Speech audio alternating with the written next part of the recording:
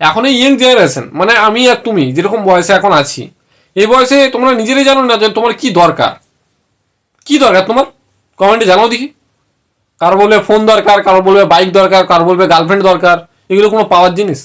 চাইতে হলে অনেক বড় কিছু জিনিস চাও, যেটা শুনে লোকে সবসময় ভাববে ও বাপরে বাপ এই কি চেয়ে নিয়েছে, তোমাকে ভগবান মানবে একবারে।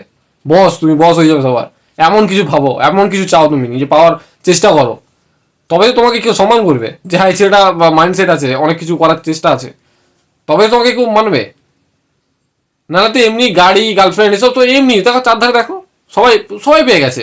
তোমার থেকে বড় লেভেলে কিন্তু সবাই পেয়ে গেছে। তবু কি তাদের মনে সুখ আছে, শান্তি আছে? নেই। কেন? তাদের কোনো লক্ষ্য নেই।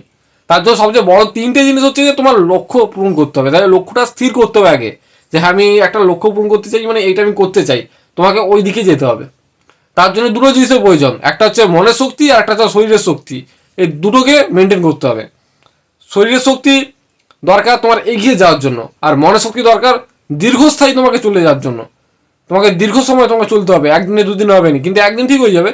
তার জন্য তোমাকে লড়ে যেতে হবে। তার জন্য কি দরকার? তোমার মনের শক্তিও দরকার, যাতে না হার মেনে যায়। আর মন যদি ভালো থাকে তো তোমার শরীরটাও ভালো রাখতে হবে, তবে এগিয়ে যেতে পারবে। তো এই দুটোকে, এই তিনটে জিনিস, এই স্বপ্ন, শরীর আর মন, তিনটে জিনিসকে কন্ট্রোল করতে শেখো। জীবনে যা কিছু চাইবে সব পেয়ে যাবে।